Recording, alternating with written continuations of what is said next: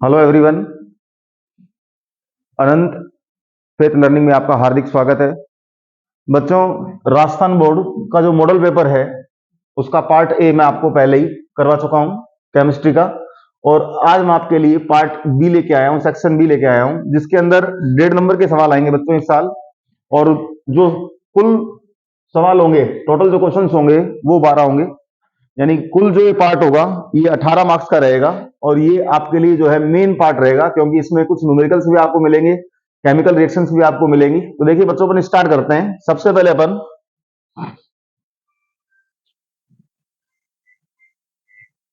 Solution से question आया है। उसने कहा है a solution of glycerol in water, यानी solution of glycerol in water कह रहा है was prepared by dissolving some glycerol in 500 gram of water. तो इसका मतलब सबसे पहले अपन को यहां पर, और उसका जो बॉइलिंग पॉइंट दे रखा है वो 100.42 डिग्री सेंटीग्रेड है। तो व्हाट मास ऑफ ग्लिसरॉल, यानी आपसे जो पूछा है उसने, वो आपसे पूछ लिया बच्चों, डब्ल्यू आपसे पूछ लिया उसने। दूसरा पॉइंट, यहां पर ग्लिसरॉल का आप पहले मोलर मास, मोलर द्रव्यमान निकाल लेंगे। तो इसका मतलब ये आपने लिखा एम ए। फॉर्मूला होता है C3H8O3। तो इसका मतलब 36, टोटल हाइड्रोजन है 8, और प्लस यहां पर कर लेंगे आप O3 का मतलब 48। तो ये आपका जब सोल्व करोगे तो ये आएगा आपका 92 ग्राम पर मोल। उसके बाद यही क्वेश्चन में क्या दे रखा है, ये देखिए 500 ग्राम वाटर दे रखा है। तो इसका मतलब ये आप लिख के आओगे बच्चों,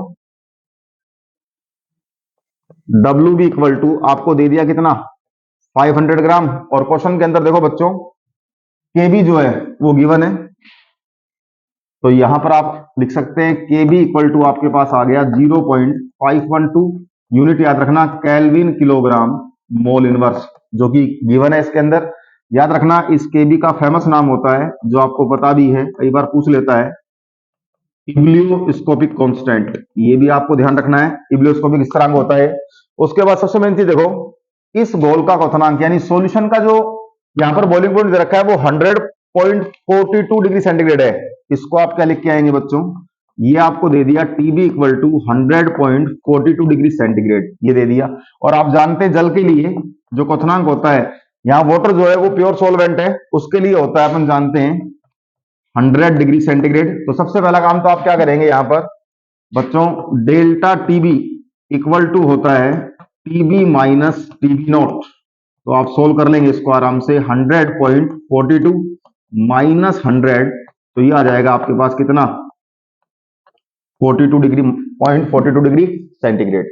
और इसके बाद देखिए बच्चों, अपन देखें यहां पर ध्यान से, तो जो फॉर्मूला अपन अप्लाई करेंगे वो फॉर्मूला अपन अप्लाई करेंगे, डेल टीबी इक्वल टू होता है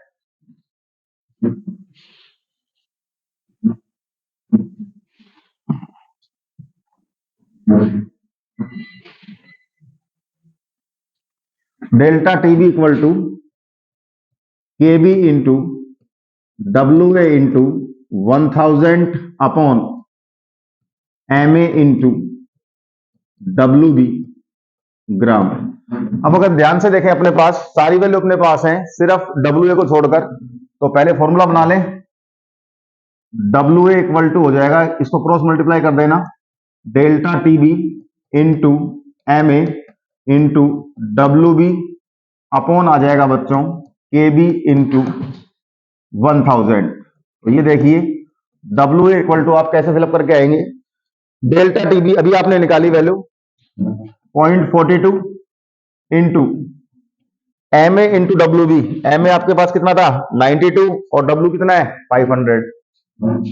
92 इंटू ये हो गया आपका 500 अपॉन के भी आपको गिवन है, और इंटू क्या हो गया बच्चों 1000। तो बेटा जब इसको आप कैलकुलेशन करेंगे, सोल्व करेंगे, सोल्व आप आराम से कर सकते हैं। तो इसके लिए डायरेक्ट आंसर बता रहा हूं मैं आपको, फॉर्मूला मैंने लिख दिया है, सारी वैल्यू मैंने आपको बता दी किस तरीके क्वेश्चन सोल्व करके आना है। और इसका आंसर जो आएगा वो आएगा 37.73 ग्राम। तो इस साल बच्चों इस टाइप का क्वेश्चन आ सकता है, ये आपको ध्यान रखना है। क्वेश्चंस करने के लिए गिवन वैल्यू सारी आप पहले निकाल लेंगे उसकी। तो ये आपका जो फर्स्ट क्वेश्चन था 1.5 मार्क्स का, ये मैंने सोल्व कर दिया, सॉल्यूशन चैप्टर से था। आगे बढ़ते हैं बच्चों।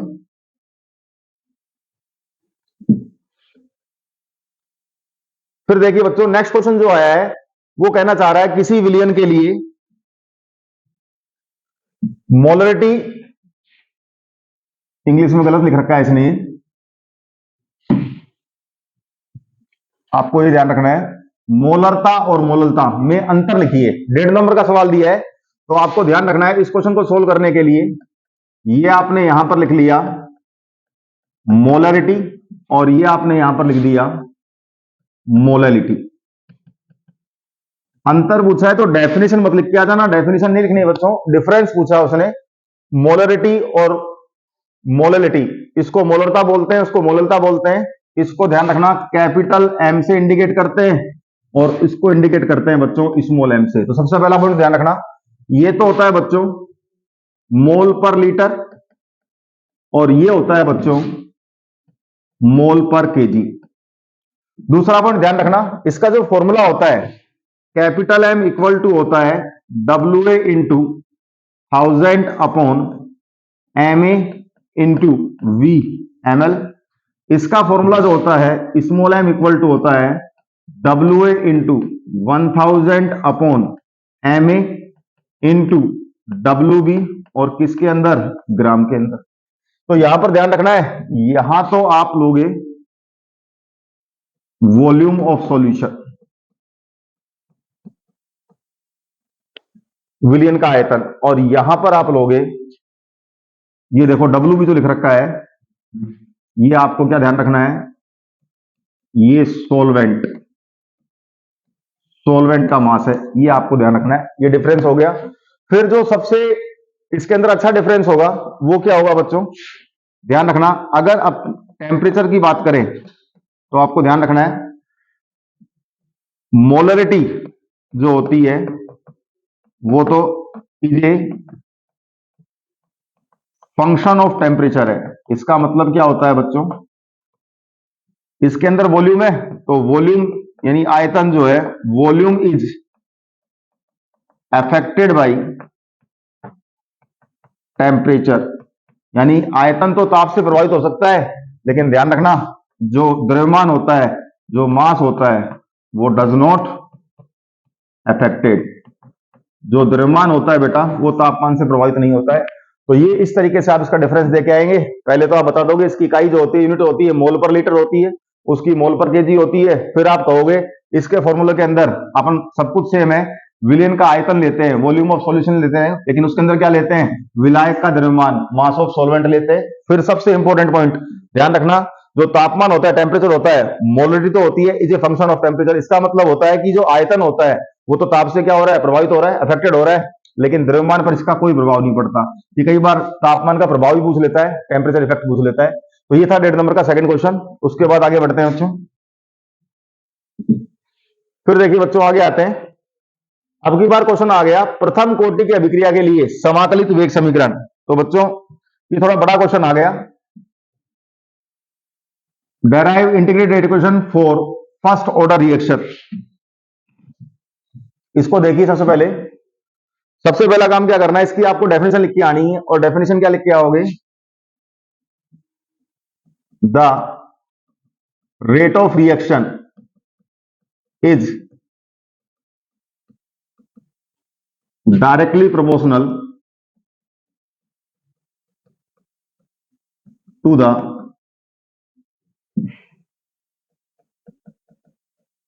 फर्स्ट पावर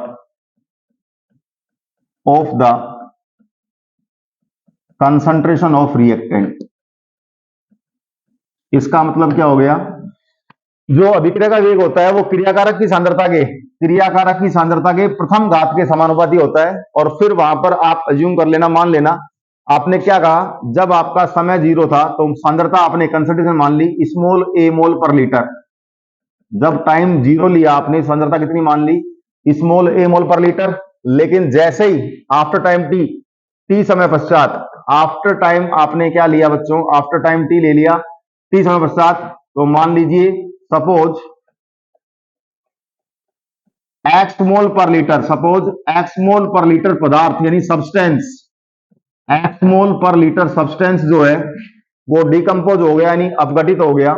तो t समय पश्चात यानी आफ्टर टाइम t जो कंसंट्रेशन बची बच्चों वो हो जाएगी, ध्यान रखना, x मोल पर लीटर डिकम्पोज हुआ है, अपघटित हुआ है, तो सांद्रता बचेगी a माइनस एक्स मोल पर लीटर। तो ये आपको शुरुआत में बता के आना है उसको डेरिवेशन स्टार्ट करने से पहले। उसके बाद आप स्टार्ट करते हैं, जैसे आपने रेट लो लगाया अकॉर्डिंग टू वेग नियम के अनुसार रेट लो, तो आप लिख के आएंगे बच्चों dx बाई डी टी समानुपाती यानी प्रोपोर्शनल, आप लिख देंगे a माइनस एक्स।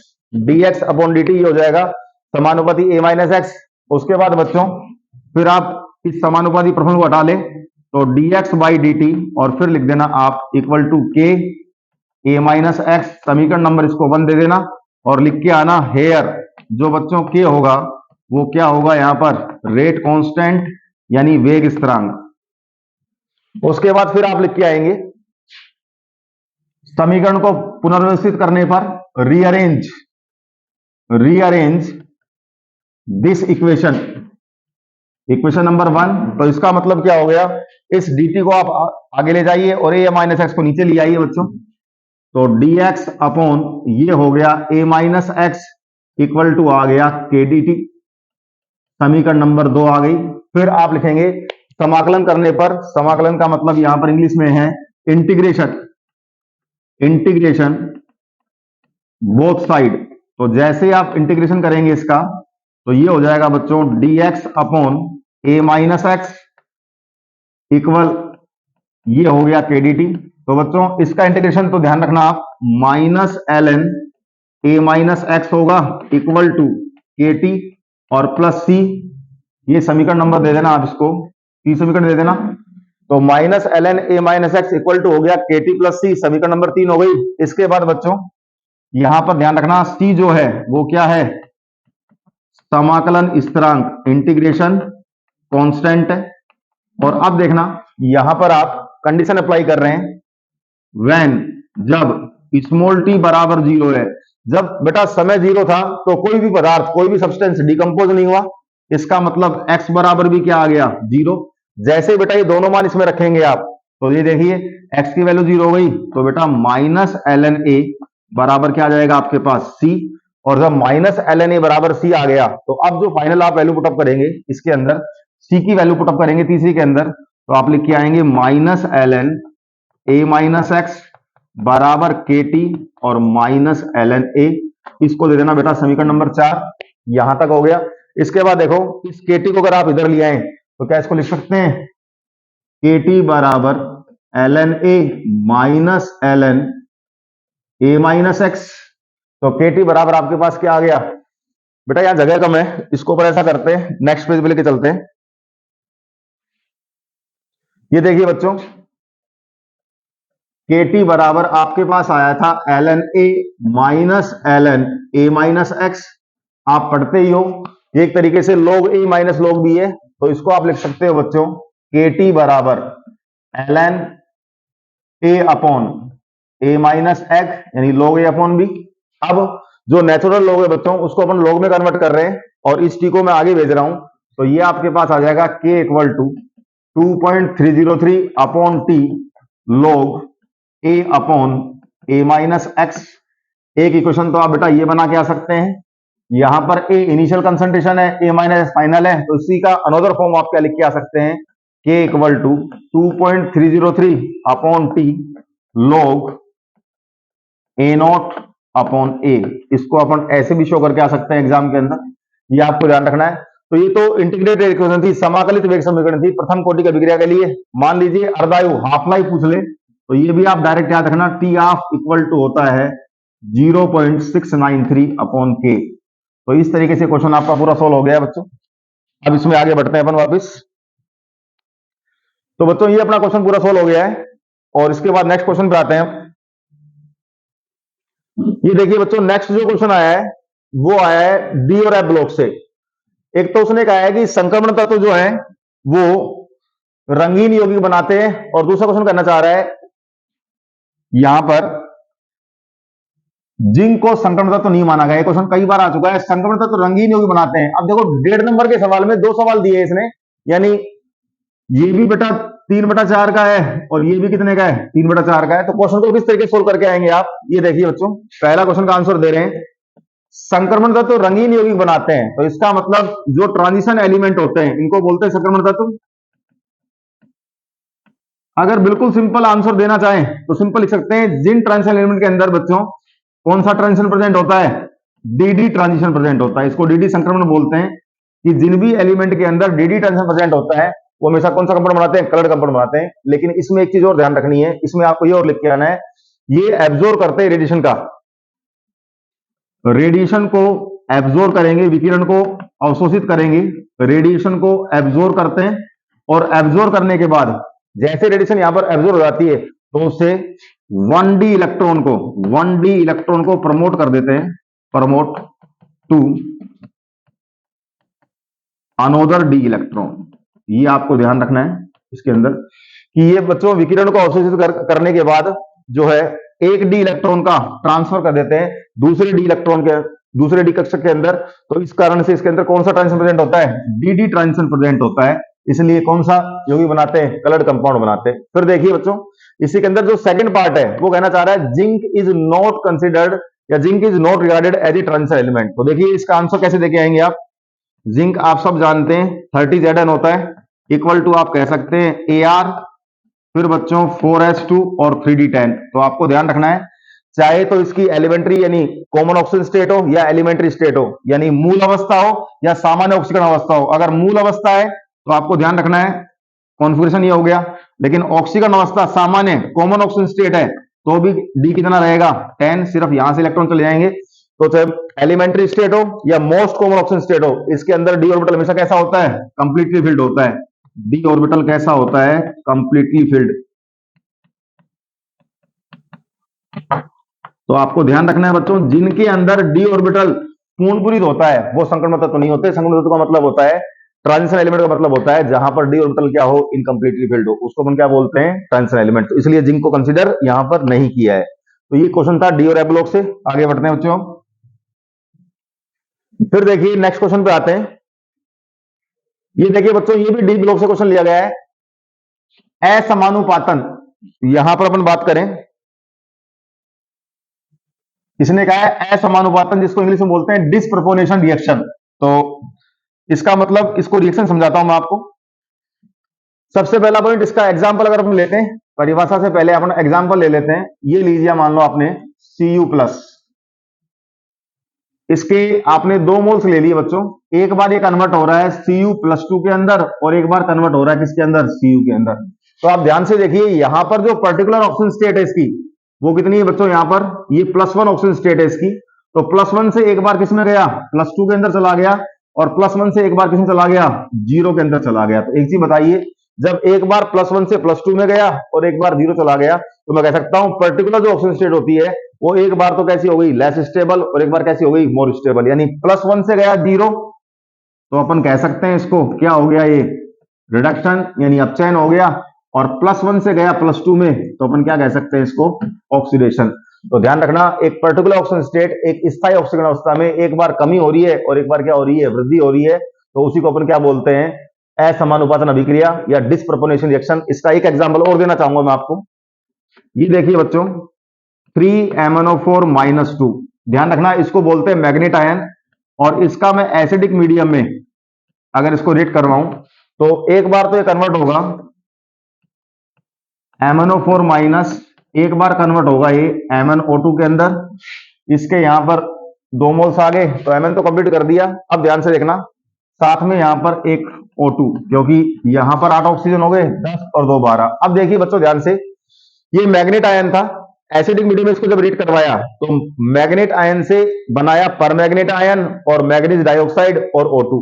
अब अगर यहां पर ध्यान से देखें, जो बच्चों मैग्नेट आयन है यहां पर ऑक्सीजन स्टेट इसकी कितनी है, +6 है, और अगर जो परमैग्नेट आयन की बात करें यहां पर कितनी है बच्चों, +7, और इसकी Mn की यहां पर कितनी है, +4। तो इसका मतलब +6 से एक बार किसमें गया, +7 के अंदर, और एक बार कितने में गया, +4 के अंदर। +6 से +7 में गया, मोर स्टेबल हो गया, ऑक्सीडेशन हो गया, और इसके अंदर क्या हो गया, लेस स्टेबल, कम स्थायी, तो क्या हो गया, रिडक्शन।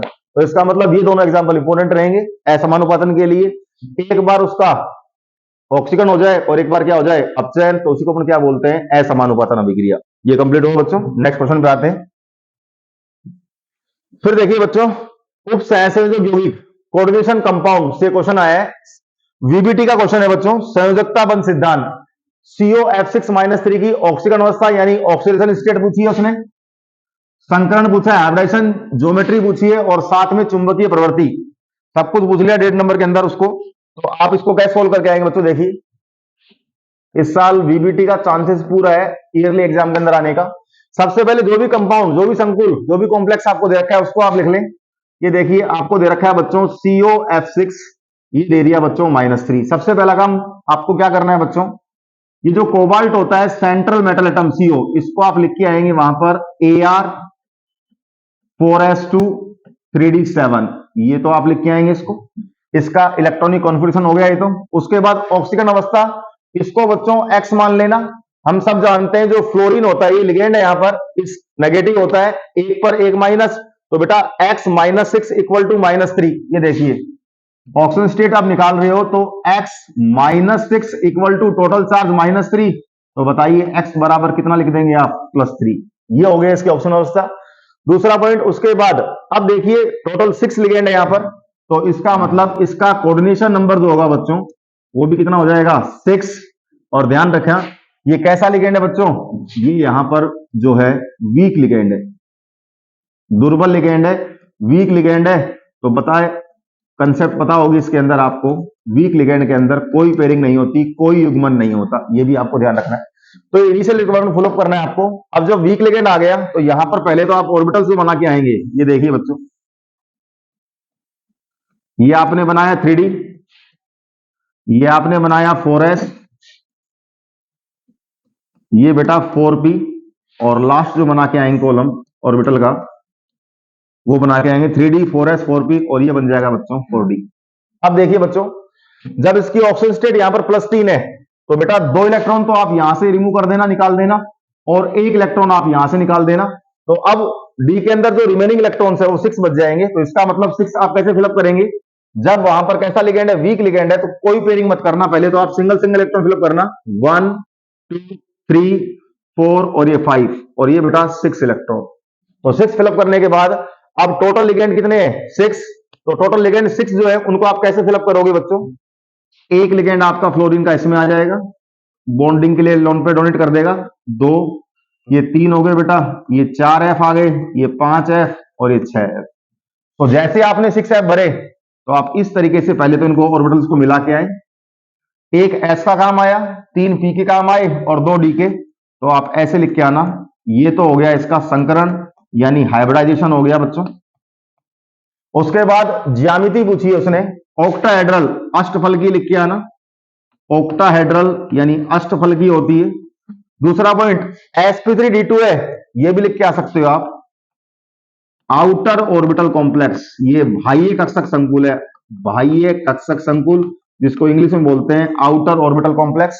और उसके बाद लास्ट पॉइंट उसने पूछा है मैग्नेटिक नेचर, तो ध्यान से देखना, यहां पर बिल्कुल साफ नजर आ रहा है, ये देखो 1 2 3 और 4, यहां पर टोटल 4 क्या है? अनपेड इलेक्ट्रॉन है, अयुग्मित इलेक्ट्रॉन है।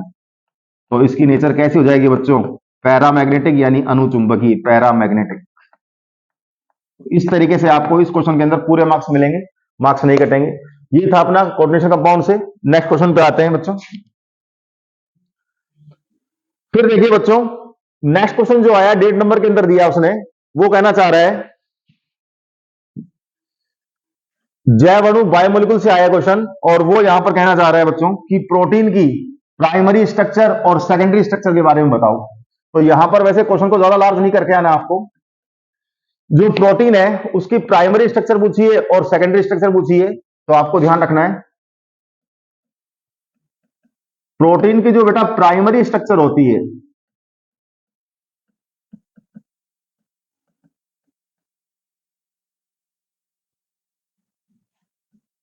उसके अंदर बच्चों सिर्फ सिंपल बता के आना है कि specific sequence of amino acid in A polypeptide chain. एक स्पेसिफिक सीक्वेंस होता है, क्रम होता है किसका? एमिनो अम्ल का। एक पॉलीपेप्टाइड चेन के अंदर, एक पॉलीपेप्टाइड श्रृंखला के अंदर अगर जितने भी एमिनोमल हैं उनका एक स्पेसिफिक सीक्वेंस हो तो उसको अपन क्या बोलते हैं, प्राइमरी स्ट्रक्चर ऑफ प्रोटीन बोलते हैं। इतना सब पॉइंट लिख के आएंगे। लेकिन जो सेकेंडरी स्ट्रक्चर इसने दे दिया, इनको देखना बच्चों ध्यान से। जो सेकेंडरी स्ट्रक्चर ऑफ प्रोटीन है, सबसे पहले तो आपको बताना है इसके अंदर दो फॉर्म होती हैं बच्चों। एक फॉर्म होती है अल्फा हेलिक्स और दूसरी फॉर्म होती है बीटा प्लीटेड सीट स्ट्रक्चर।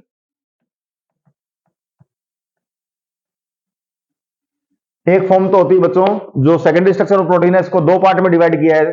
एक फॉर्म होती है अल्फा हेलिक्स और एक फॉर्म होती है beta pleated seat structure. Actually question यहां पर 1.5 मार्क्स का ये है, तो इसमें जो है डायग्राम की जरूरत नहीं है, लेकिन इन दोनों के बारे में कॉमनली आप बता सकते हैं कि अल्फा हेलिक्स क्या होता है, बीटा प्लीटेड सीट स्ट्रक्चर क्या होती है।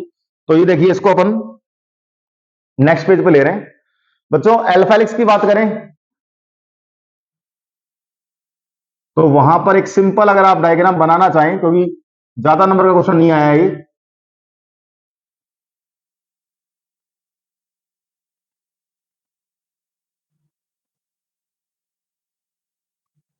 ये देखिए, एक सिंपल डायग्राम आप वहां बनाना चाहें तो बना सकते हैं।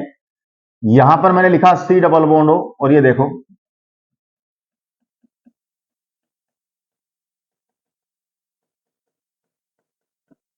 यानी इसके अंदर जो है आप सिंपल उसको बता के आ सकते हैं। जो अल्फा हेलिक्स स्ट्रक्चर होती है उसके अंदर form possible all hydrogen bonds by twisting into a right handed screw. ये देखो, twisting into a right handed screw. अब यहां पर जो NH ग्रुप है, जो एमिनो ग्रुप है, उसका रेजिड्यू लिया NH, और जो एडसेंट ट्रन है, ये ट्रन दिख रहा है आपको, यहां पर CO और NH के बीच में जो है बॉन्डिंग, वो कौन सी बॉन्डिंग है बच्चों, H बॉन्डिंग। इसके अंदर H बॉन्डिंग प्रेजेंट होती है CO और NH ग्रुप के बीच में। और याद रखना, अल्फा हेलिक्स जो स्ट्रक्चर होती है, इसको जो स्टेबलाइज करने के लिए जो बॉन्ड पूछता, कई बार एग्जाम पूछ लेता है 1 मार्क्स के अंदर, कि जो अल्फा हेलिक्स स्ट्रक्चर होती है उसकी स्ट्रक्चर को अपने को स्टेबलाइज करना है, स्थायी करना है, तो उसके लिए कौन से आवश्यक जो है बॉन्ड रहेंगे, तो कौन से बॉन्ड आप लिख के आओगे वहां पर, H बॉन्डिंग आप लिख के आओगे।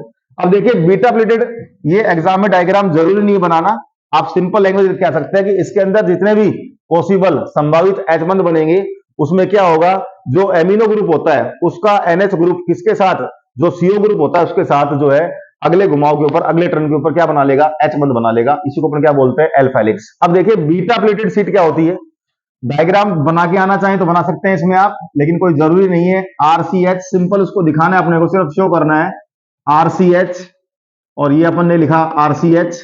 फिर बच्चों इसका बिल्कुल रिवर्स कर दें, ये HCr, ये HCr और ये HCr। ये देखिए बच्चों, इसके अंदर ये NH पार्श्व स्थिति के अंदर लेट साइड बाय साइड और मैक्सिमम एक्सटेंशन है, यानी विस्तार पूर्वक फैली हुई है ये यहां पर इसको आप फ्री करके आ सकते हैं। अब इस डायग्राम को देखिए, ये आपने बेटा C डबल बॉन्ड O लिखा, यहां पर C डबल बॉन्ड O, और ये आपने लिख दिया C डबल बॉन्ड O। इसको भले ही फ्री कर दें आगे, क्योंकि स्ट्रक्चर नहीं है। अब देखिए आपको यहां पर इंटरमोलिकुलर H बॉन्डिंग दिखानी है CO और NH के बीच में। तो बच्चों ये देखिए डॉटेड डॉटेड आपने करके, ये H, ये N, इससे जोड़ दिया और इससे जोड़ दिया। फिर देखिए ये डॉट डॉट डॉट, ये H, ये N, ये इससे जोड़ दिया और ये इससे जोड़ दिया। अब यहां पर इसको देखें, यहां पर आपने N लिख लिया, ये H, इसको इससे जोड़ दिया और ये जुड़ गया। तो यहां पर मैक्सिमम तो एक्सटेंशन है, और यहां पर CO और NH के बीच में जो बॉन्डिंग होती है वो इंटरमोलिकुलर बॉन्डिंग होती है। डायग्राम इतना सा बना दें, और इस डायग्राम को आप जब CO ग्रुप को आपने ऐसे ले लिया तो ज्यादा बना के आए, आगे नहीं बना के आना आपको, सिर्फ इस तरीके छोड़ के आ जाना आप इसको, ये C डबल बॉन्ड हो, ताकि अगला समझ जाएगा कि ये डायग्राम जो है बीटा प्लेटेड सी स्ट्रक्चर है। तो एक तरीके से यहां पर मैक्सिमम एक्सटेंशन, एक्सटेंशन का मतलब होता है फैलाव, और लेट साइड बाय साइड यानी बगल की स्थिति में, यहां पर देखो वो NH उधर जा रहा है, फिर ये CO इधर आ गया, और फिर ये CO को अपन ऐसे कर दिया। तो ये क्वेश्चन था अल्फा हेलिक्स और बीटा प्लेटेड का।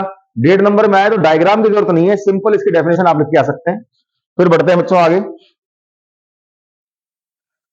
फिर देखिए बच्चों नेक्स्ट जो क्वेश्चन है,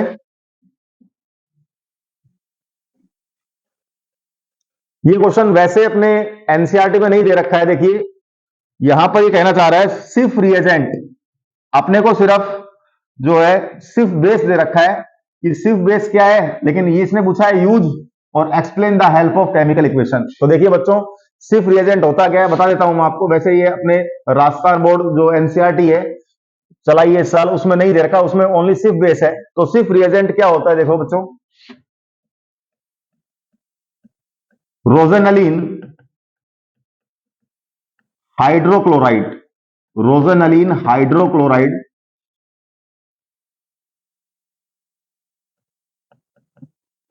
डाइल्यूट सॉल्यूशन है, तनु विलियन है, और इसका जो कलर है वो कैसा है, पिंक कलर होता है इसका, आपको ध्यान रखना है।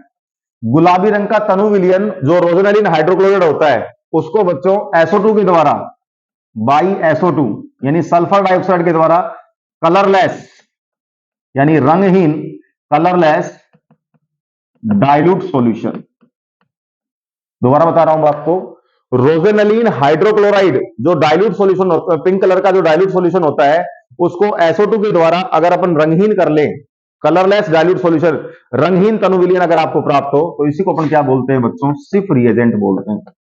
एक तो आपको ये ध्यान रखना है, इसको अपन बोलते हैं सिर्फ रिएजेंट।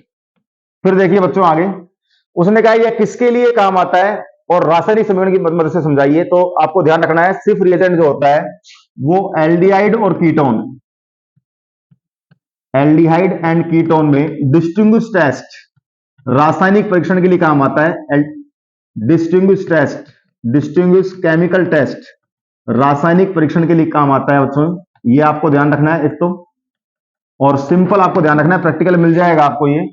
जैसे ही आपने ये मैंने लिया बच्चों सिर्फ रिएजेंट, और सिर्फ रिएजेंट में एक बार मैं इसको किस में डाल रहा हूं, एल्डिहाइड इसकी केमिकल इक्वेशन में, और एक बार डाल रहा हूं बच्चों किसके अंदर, मैं इसको कीटोन में। तो ध्यान रखना है ये सिर्फ रिएजेंट जो आपको मिला है ये कलरलेस डाइल्यूट सॉल्यूशन है, ध्यान रखना कलरलेस डाइल्यूट सॉल्यूशन है। और जैसे इसके अंदर आप एल्डिहाइड मिलाओगे तो बच्चों आपको ध्यान रखना है ये कैसा कलर देगा, वापिस आपको गुलाबी कलर दे देगा, पिंक कलर दे देगा। तो ये तो सिर्फ रिएजेंट, इसका मतलब एल्डिहाइड तो सिर्फ टेस्ट देंगे सिर्फ, लेकिन जो कीटोन होंगे वहां पर कोई कलर नहीं आएगा, रंग ही नहीं रहेगा। तो आपको ध्यान रखना है जो सिर्फ रिएजेंट है, एल्डिहाइड तो सिर्फ टेस्ट देते हैं और पिंक कलर आता है, लेकिन कीटोन कोई नहीं देते।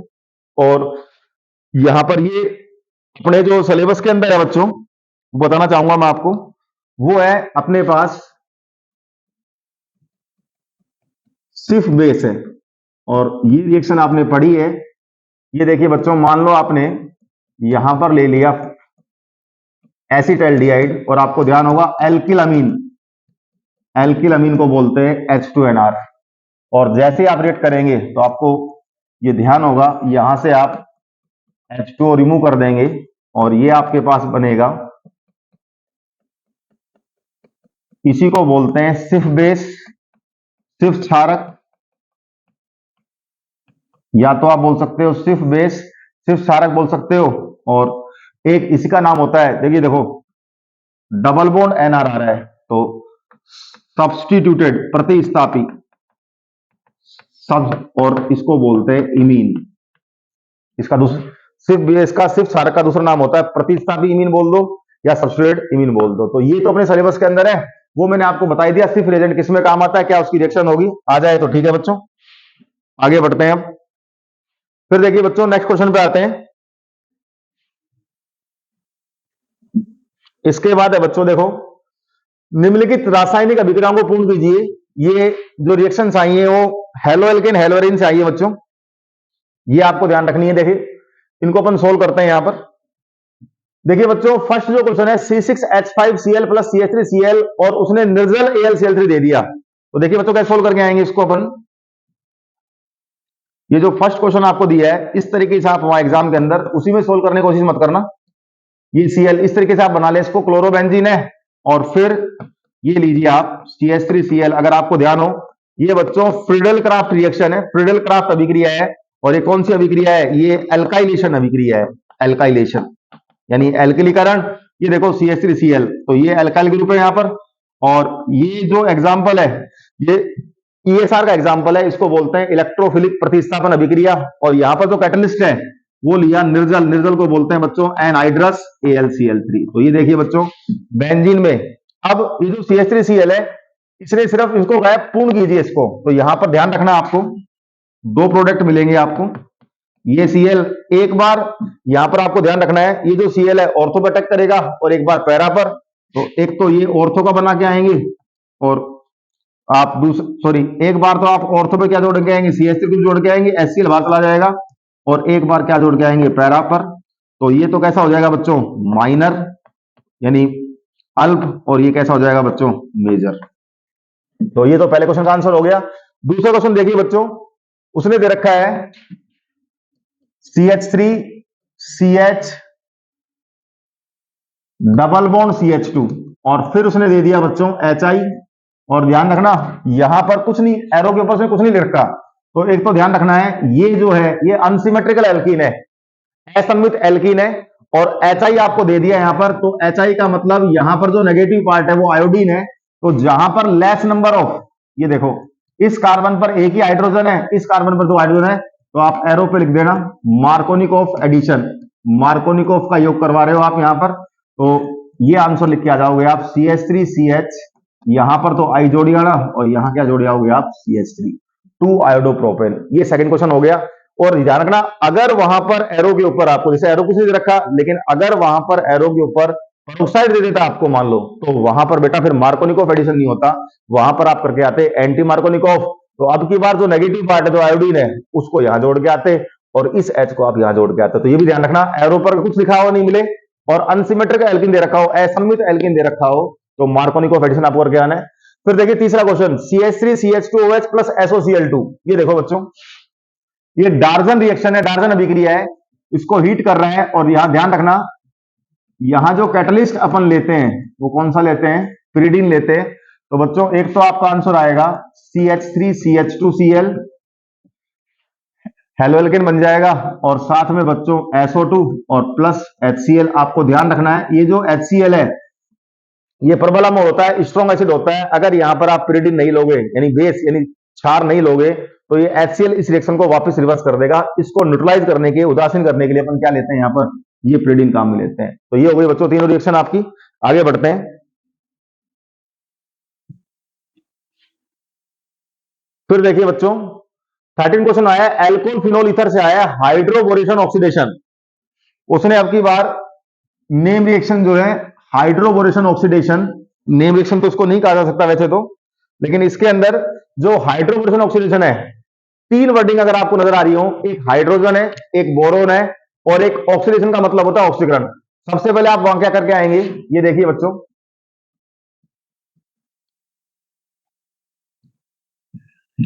B2 एक्सिस को बोलते हैं बच्चों डाइबोरेन। B2 एक्सिस का मान होता मतलब होता है डाइबोरेन और इसको आप ऐसे मेंशन कर सकते हैं HBH2 का होल ट्वाइस। इसका मतलब फर्स्ट जो है वो कैटायन है, H पर पॉजिटिव चार्ज है और BH2 पे नेगेटिव चार्ज है। फिर एक असममित एल्कीन, अनसिमेट्रिकल एल्कीन आप लेंगे इस तरीके से CH3CH डबल बॉन्ड CH2 और फिर आप इसको ले लेंगे HBH2 का ट्वाइस। और ये देखिए बच्चों एक ध्यान रखना है आप वहां पर लिख के आएंगे कि जो भी वर्क आप करने जा रहे हैं उसमें आप जो रूल लगाएंगे, जो नियम लगाएंगे वो एंटी मार्कोनिकोव का लगाएंगे। तो एंटी मार्कोनिकोव अभी बताया था मैंने आपको कि नेगेटिव पार्ट को आपको वहां अटैच करना है जहां ज्यादा हाइड्रोजन हो। तो सबसे पहले यहां पर अच्छा दो यहां प्रोडक्ट तो दो बनेंगे लेकिन जो मुख्य होगा, जो मेन प्रोडक्ट होगा उसी को लेके चलना आप। तो देखिए इसका पहला स्टेप ये CH3 CH2 CH2 और ये आपने जोड़ दिया BH2। ध्यान से देखना यहां पर मैंने H लगाया और यहां बॉन्ड को ब्रेक कर दिया और यहां मैंने लगाया नेगेटिव पार्ट, ये बन गया। यानी आपने हाइड्रोजन को भी जोड़ दिया और बोरोन को भी जोड़ दिया, हाइड्रोबोरेशन। अब मैं आपसे कहना चाहूंगा जब तक इस B के पास हाइड्रोजन है जब तक आप एल्कीन का अटैक करवाते रहना। फिर दोबारा आपने क्या किया, एक मोल एल्कीन का और ले लिया। ये देखिए CH3CH डबल बॉन्ड, पहले मेरे पास BH3 था तो मैं बोल रहा था H प्लस और BH2 माइनस। अब मेरे पास जो है वापस देखें आप ध्यान से, एक मोलिक्यूल और ले लिया। अब BH2 का मतलब होता है H प्लस और BH माइनस। तो इसका मतलब सेकंड जो आप बना के आएंगे CH3 CH2 CH2 इसका बेटा होल ट्वाइस और ये देखो BH। एक मॉलिक्यूल और लिया था। अब की बार आपके पास BH2 है बच्चों, पहले BH3 था, अब BH2 है, तो BH2 का मतलब होता है H प्लस और BH माइनस। तो H तो आपने यही लगा दिया और BH आपने यहां लगाए, लेकिन यहां पर दो मॉलिक्यूल हो गए, एक ये और एक ये, तो CH3 CH2 का ऑल्ट वाइस और BH। फिर बच्चों एक मॉलिक्यूल आप और ले लेना एल्कीन का, क्योंकि अभी भी B के पास H प्रेजेंट है, तो CH3 CH double bond CH2। जैसे आपने एक और लिया, ये वापस जो डबल बॉन्ड ब्रेक होगा, अब ओनली BH है, इस BH का मतलब होता है H प्लस और B माइनस। तो यहां पर आप बना के आएंगे CH3 CH2 CH2 का होल थ्राइस और ये B, और इसको आप लिख के आएंगे tri small n dash propyl borane. ये तो यहां तक हो गया, यानी आपने ये वाला काम किया अभी तक, हाइड्रोबोरेशन, हाइड्रोबोरान, हाइड्रोजन को जोड़ दिया बोरो। अब लास्ट स्टेप बच गया आपका ऑक्सीडेशन। तो जब आपने एंटी मार्कोव लिया, तो यहां पर एक तो आप H2O2 यानी बेसिक मीडियम के अंदर OH माइनस, 3H2O2 लिख रहा हूं, 3H2O2 का मतलब इसको ऐसे लिख सकता हूं बच्चों 6OH। तो यहां से बॉन्ड को ब्रेक करना है आपको, 3 OH तो इस CH2 को दे दो, तो इसका मतलब एक तो आप ये बना के आएंगे प्रोपेन वनोल, एक तो बना के आएंगे प्रोपेन वनोल, और बी आपके पास बच गया। बी की संयोजकता, बी की वैलेंसी भी 3 होती है, तो बच्चों या तो आप इसको ऐसे लिखे आए BOH का होल थ्राइस, या इसको आप ऐसे भी लिख के आ सकते हैं H3BO3, और इसका नाम होता है बच्चों बोरिक एसिड, बोरिक अम्ल। तो ये हो गया हाइड्रोबोरेशन ऑक्सीडेशन प्रोसेस। इस साल बच्चों आ सकता है, इसको ध्यान रखना। नेक्स्ट क्वेश्चन पे आते हैं। फिर देखिए बच्चों नेक्स्ट जो क्वेश्चन है वो कहना चाह रहा है प्रोपेनोन की मिथाइल मैग्नीशियम ब्रोमाइड, प्रोपेनोन की मिथाइल मैग्नीशियम ब्रोमाइड के साथ अभिक्रिया के पश्चात उसका क्या करवाना है, जल अपघटन यानी हाइड्रोलिसिस करवाना है आपको। ये बहुत अच्छा क्वेश्चन है, ध्यान रखना बच्चों, इंपॉर्टेंट है इस साल के लिए, ध्यान रखना, क्योंकि यहां पर जो है कार्बोनिल कंपाउंड है प्रोपेनोन यानी कीटोन दे रखा है, और मिथाइल मैग्नीशियम ब्रोमाइड, यानी ये क्वेश्चन जो लिया गया है वो कंसेप्ट है बच्चों गिरना रिएजेंट वाली। तो इसको देखिए कैसे करते हैं अपन सोल्व। जो आपको दिया गया है प्रोपेनोन, सबसे पहले उसकी स्ट्रक्चर बनाएंगे आप,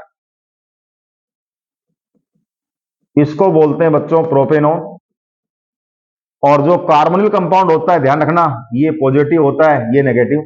आगे लिख के दिया उसने मिथाइल मैग्नीशियम ब्रोमाइड, तो ये लीजिए बच्चों मिथाइल मैग्नीशियम ब्रोमाइड, ये होता है गिरना रिएजेंट। इसकी नेचर पता होनी चाहिए, delta negative, delta positive, delta negative, इसको बोलते हैं बच्चों गिरना रिएजेंट। और जैसे गिरना रिएजेंट ले रहे हो आपको ध्यान रखना है, जहां भी आप गिरनार अभिकर्मक लेते हो वहां शुष्क ईथर आपको जरूर लिखना है। तो सबसे पहला अपन ध्यान से देखना बच्चों, ये वाला नेगेटिव पार्ट यहां जब अटैक करेगा, इस कार्बन पॉजिटिव है, इलेक्ट्रोफिलिक बोलते हैं इसको, ध्यान रखना, यानी लुईस अमल। तो जैसे ही अटैक करेगा बच्चों ये वाला बॉन्ड ब्रेक होकर ऑक्सीजन पे आएगा। तो देखिए ध्यान से, ये बच्चों आपका C यहां पर अटैक किया CH3 ने, ये बॉन्ड डबल बॉन्ड टूट गया, सिंगल बॉन्ड हो गया, O नेगेटिव होता है तो इसके साथ आ जाएगा पॉजिटिव, तो ये आ गया MgBr। ये एक तरीके से एडक्ट बना है, प्रोडक्ट नहीं बना अभी, ये बच्चों एडक्ट है यानी योगोत्पाद है, कंप्लीट प्रोडक्ट नहीं है। फिर आगे कहना चाह रहा है फॉलोड बाई हाइड्रोलिसिस, इसको बोलते हैं जल अपघटन। तो ये देखिए बच्चों, जैसे आपने यहां पर H2O लिया, तो H2O का मतलब H प्लस और OH माइनस, ये ऑक्सीजन एक प्रोटॉन को यहां से एक्सेप्ट कर लेगा, तो इसको मैं ऐसे लिख के आ सकता हूं CH3 ये C, यहां पर क्या था बच्चों CH3, यहां पर क्या था CH3, तो एक CH3 मैंने ऊपर लगा दिया, एक मैंने यहां पर ये लगा दिया, और ये क्या आ गया OH, यानी 3 डिग्री एल्कोहल बना दिया आपने। और साथ में इसको लिख के आना Mg के साथ एक Br और एक OH। ये हो गई अपनी रिएक्शन पूरी। तो ध्यान रखना जब भी आपको प्रोपेनोन दे, इसका कॉमन नेम होता है, ध्यान रखना, इस नाम से भी दे सकता है एसीटोन। तो जब भी आपको एसीटोन दे तो आपके पास जो अल्कोहल बनेगा वो 3 डिग्री अल्कोहल बनेगा। ये क्वेश्चन हो गया अल्कोहल फेनोल से बच्चों, ये कंप्लीट हुआ। नेक्स्ट पे आते हैं। फिर देखिए बच्चों नेक्स्ट क्वेश्चन है रूपांतरण पूछे, कन्वर्जन पूछा है उसने, और ये जो कन्वर्जन पूछा है अच्छा क्वेश्चन रहेगा। देखिए बच्चों ये तीनों क्वेश्चन जो है उसने पूछे हैं हेलो एल्केन हेलो एरीन,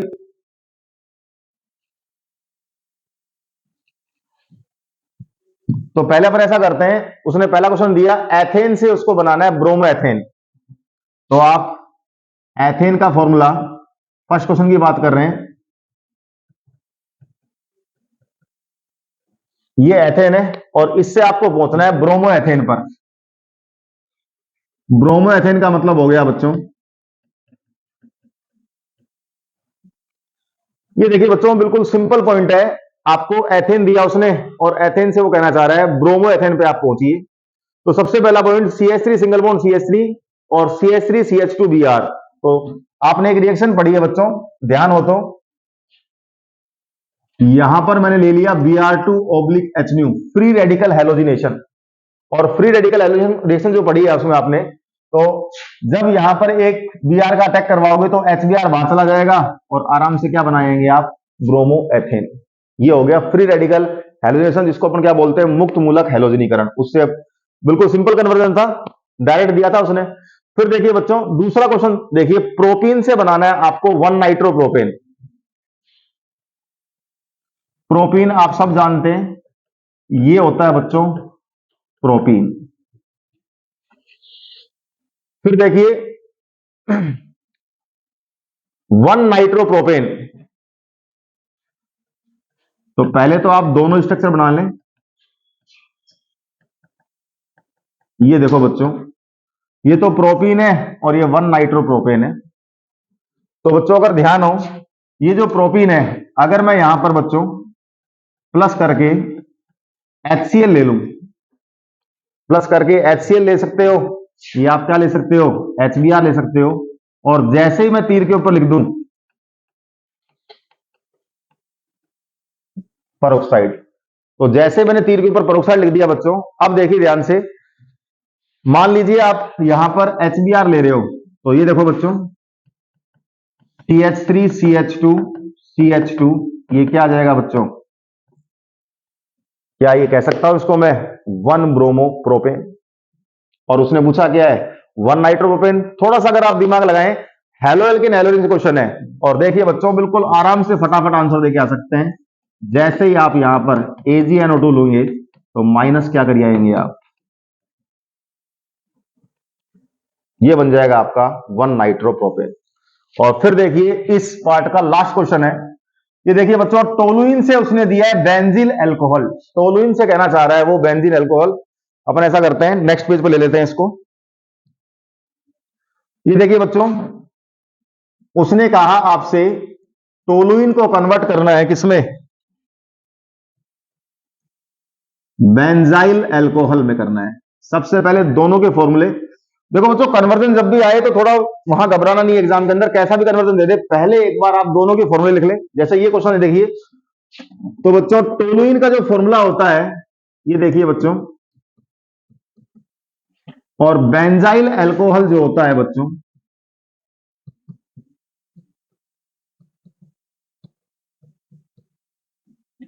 ये कंडीशन है अपने पास। तो बेटा बेंजीन के साथ यहां पर क्या प्रेजेंट है, CH3 प्रेजेंट है। वही चीज अगर आप पहले यहां पर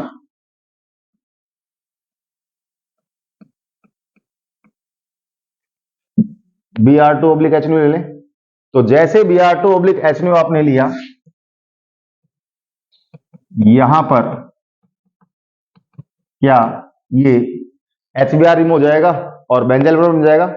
और जैसे बच्चों बेंजाइल ब्रोमाइड आपने बनाया, ध्यान से देखना CH2Br है और बेंजाइल ब्रोमाइड आपने बना चुके हैं, तो क्या यहां पर आप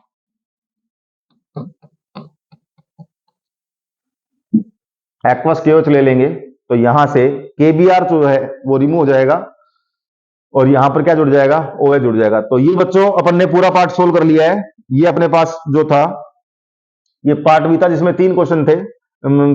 लास्ट क्वेश्चन के अंदर 15 के अंदर जो है 3 क्वेश्चन थे ABC, ये तीनों मैंने कन्वर्जन आपको बता दिए हैं। थैंक यू बच्चों, have a nice day. Next part जो है C, वो नेक्स्ट वीडियो के अंदर आपको मिलेगा, तो इस पार्ट को आप ढंग से पढ़ लेना बच्चों।